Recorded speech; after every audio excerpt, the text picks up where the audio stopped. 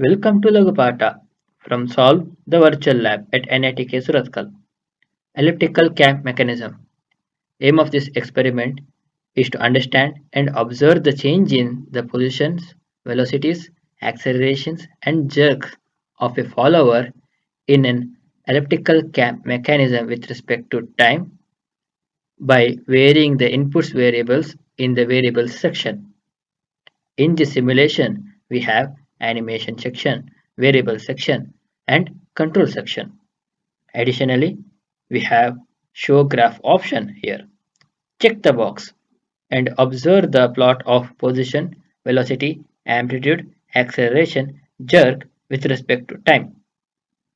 Move the input slides in the variable section, that is, major axis A, minor axis B, and the cam angular speed omega, and observe the changes in the plot with respect to time. Here, if A is equal to B, then the follower comes to a rest. Click on pause button and change the cam input angle theta and observe the changes in the major axis position, velocity, acceleration and jerk.